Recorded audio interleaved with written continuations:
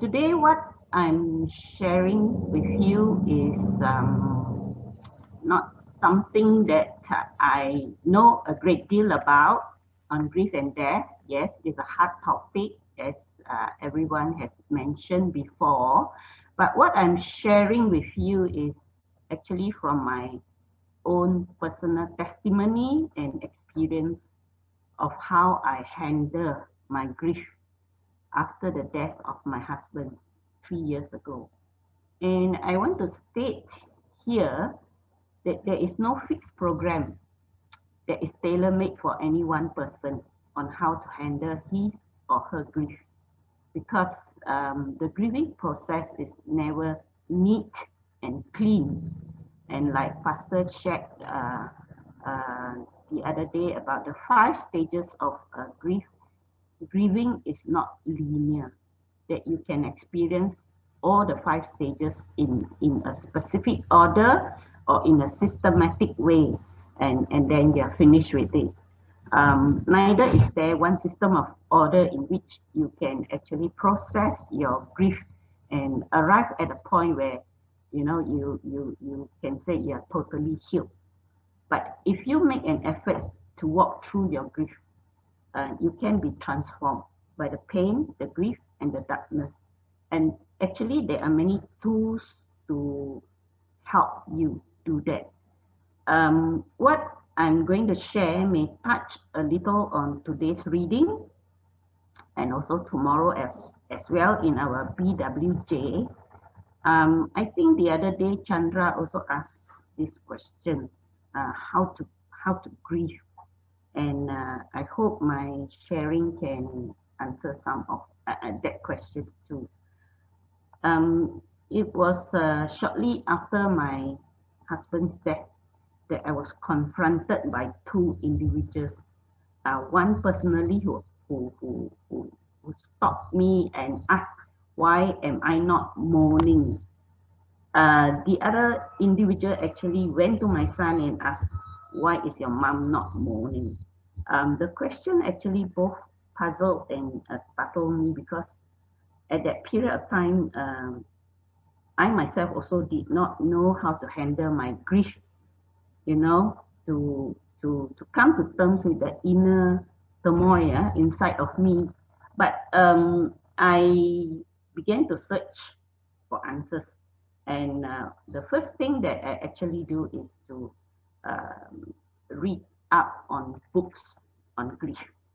That was one of the first thing that I read. I did. Fortunately, there are many books and written materials that are available, um, and most are helpful in helping me to process my grief. Um, they are all written from the Christian perspective of grieving, and some of the suggestions actually help me to give me a perspective of what it is like to grieve, and to learn that the emotions that I'm going through are actually normal for a grieving person. And some of the books I have read are A Hope for an Aching Heart, Uplifting Devotions for Widows. This is written by Margaret Niaman. I think a lot of those who are grieving, especially widows, will be able to relate to what she has written.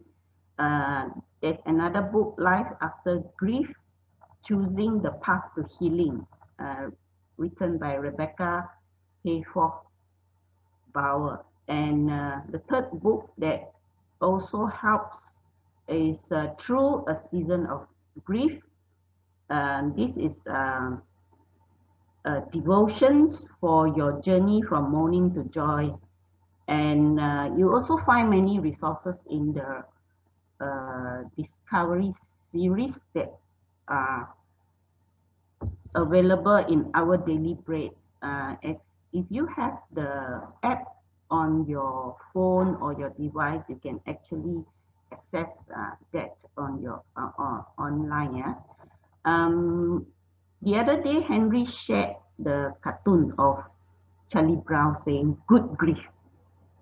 Actually there is such a thing as good grief and bad grief, and I found it in this book called Grieving the Loss of Someone You Love by Raymond Mitch and Lynn Brookside. Both of them actually talk about how they postpone their grieving. For Raymond, he lost his father at the young age of 12. He was an only child, so he was very close to his father. And at that time, he didn't have the resources to grieve, and so he suppressed his grieving. And also because he didn't want to be seen as a sissy, crying and grieving. And the mother now expect him to be the man of the house. So these are the reasons why he couldn't grieve. And years later, he find that this incident of helping his father-in-law putting a dog to sleep affected him so much, because the grief just surfaced, and he has to deal with it all over again. Lynn Brookside also had this experience after losing her child. She suppressed her grief because she vowed never to let it out, and it took many years for her to process her grief and to be able to shake off its effect. But both persons who co-authored this book mentioned it is the hope that readers will experience good grief instead of bad grief. And Raymond actually became a psychologist to help people walk through that, and that's why he also wrote this book as well. In the Discovery series, you also find that it's Tim Jackson. He's a counselor. He wrote about good grief in Life After Loss, Grieving with Hope. And to quote him, he say, "A grief denied is a grief unhealed." So the reading materials actually help you to process some of the things that you are going through. Number 2 on my list would be keeping a journal.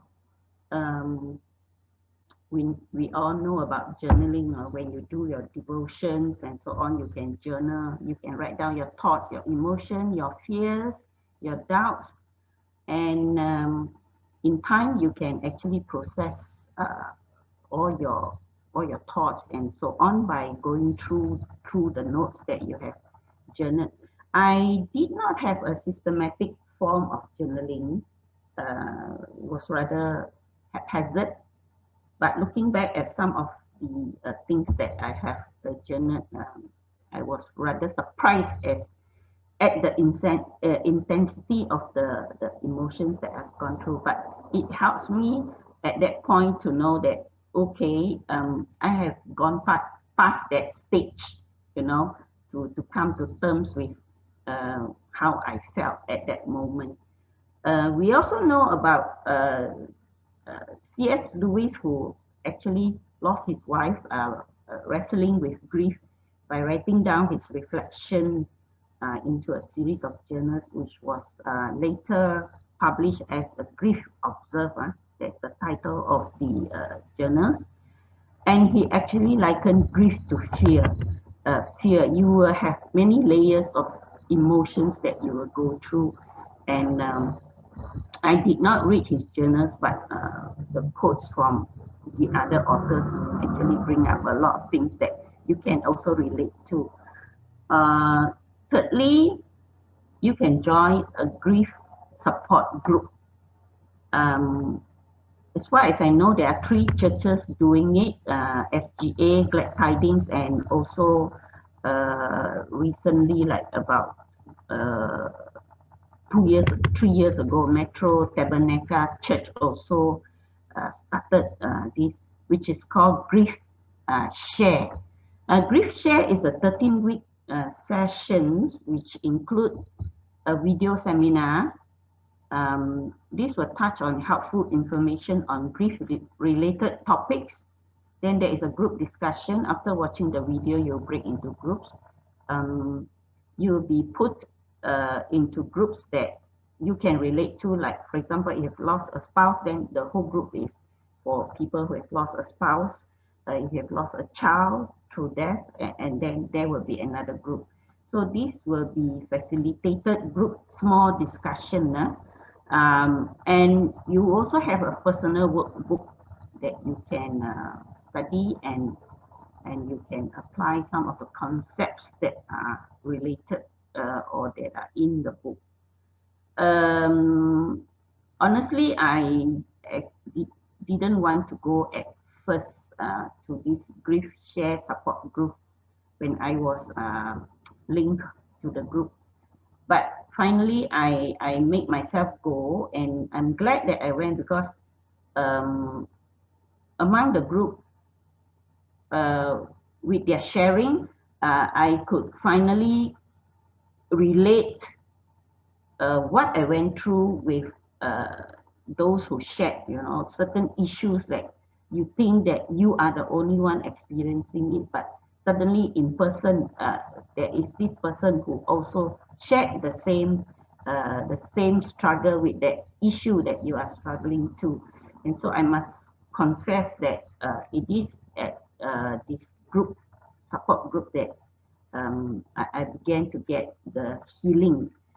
There are also very helpful tips in this support group, where they help you to write a grief letter, and I thought it's so nicely done, where you can write to family, pastor, fellow workers, friends, to tell them of how you feel and what sort of help you need when you can't express it yourself so well. And then the part about how to have closure at the end of the 13th session. When I joined the grief support group at that time, they decided to come up with a ceremony of writing a letter to your dead spouse or your child that you have missed, and then putting it on a helium-filled balloon and releasing it. So there is some kind of closure for you and for the person. And then also very important is also the help in teaching you how to survive holidays, special times, or the many firsts. For example, first Christmas without your loved one, first anniversary, festivals, Chinese New Year, for the first time that you are celebrating without them around you. I remember specifically that I had to struggle so much with his first death anniversary. That was on 7 September 2018. Because on that day, my daughter-in-law came to me and said, "Mom, the hospital has asked me to go in to induce." She was pregnant at that time, to induce, so that the baby could come on that day. And I really struggled with that moment on how to come to terms with, the death anniversary and the birth of my grandchild. But two friends who actually knew about the situation, when I told them I couldn't cope with it that day, one took me out for lunch and one took me out for tea. So don't be alone with if you cannot cope with the situation, but to get someone maybe to sit with you or to be with you. That's how I found that it's helpful to do so. But there are also other suggestions that they have made, and I won't go into that. Okay. Now, the fourth thing that one person can do, and which I did, is set aside a specific time to grieve. This suggestion actually came from one of the books I read. It may sound strange, you know, that okay, you from 8 o'clock to 9 o'clock you grieve, or from a certain period of time of the day you sit down and grieve. But it's essential and it helps. Because why the suggestion is because in this fast-paced world, life still go on. You know, you are maybe stuck in your grief, but people move on already because the funeral is over. They are busy with their own life. You are alone, and then you don't want to be seen. You know, maybe crying and grieving all the time. Some people are really uncomfortable with your grieving. So you can, you know, you carry on the day's routine, and maybe get a friend, someone whom you can really pour out your emotions, your anxiety, your pain, and the person can sit with you and be a good listener. But I chose God actually to be my punching bag, and it is at that period of time, each night in the sanctity of my bedroom, I could rant and rave about my pain, my doubts, my anger, and take all the pain to God. God can take it. He is much bigger than all our situations, good or bad. And He can take our pain and understand. After all, He sent His Son to die in our place. You know what kind of anguish God had gone through. What can be more painful than that compared to the pain that we feel? And this helps us with actually good grieving. We don't suppress our pain, but to let it all out. And also to know that God is close to the broken hearted. So how we walk through our grief also depends on our relationship with Him. If He's the foundation on which we have built our faith, He's also the one who will take our pain and do the restoration work that is needed. Number 5, seeking others for support. Sometimes I feel that looking back, we have to be proactive also uh, in getting the help we need, because others don't know what we need, what kind of help we need. But we can actually take the step to seek the help that we need, to seek others for support. And so at that point in time, I decided to go back to my Bible study that is in PSF. One thing is not to isolate myself, because my children are all at work and they are, you know, they can't be staying at home with me all the time. And the group that I was put with, it's no coincidence. My group leader was is actually in the grief support group, and I thought that was, you know, a divine intervention that I'm linked to that group. And she was the one who actually linked me to the support group, and also the fellowship, the Christian fellowship, the sharing of the word, bring comfort and relief as the group walk with me. And lo and behold, that particular year, the study of Romans, I remember the book of Romans was done halfway because the headquarters decided to change the whole schedule to fit in with the schedule in US. And so this group stayed together for 2 years. And the bonding actually helps. And some of the members in the group, some of the ladies later came to me to share, you know, how they have seen me walk through my grief and the transformation that took place, and how they are in turn encouraged when they assess their own pain and suffering. And I also have a friend at the same time also happened to be put into the same group as me, who has lost her son. And so, you know, the shared uh, bond of losing someone, a loved one is there. And that also comforted me a lot. At this point, I would also like to say that if you walk alongside someone who is grieving, there are actually some statements that are very harmful to say to the person. I think Brother Ting Sing mentioned in his sharing last Saturday the sentence, I understand what you're going through. Actually, nobody understands because each person's grief is unique and each person's journey through the grief is unique to that person. And unless you really know that you have gone through the same thing, then you can make that statement. One question that I didn't like to answer was, how are you during that period? Because how are you encompasses so many things. How I, if I say I'm well, then you know you are afraid that, oh, nobody cares anymore. You can't get the comfort. But if you say no, then you have to start explaining why you're not well, what your feelings are. The other statement is stay strong.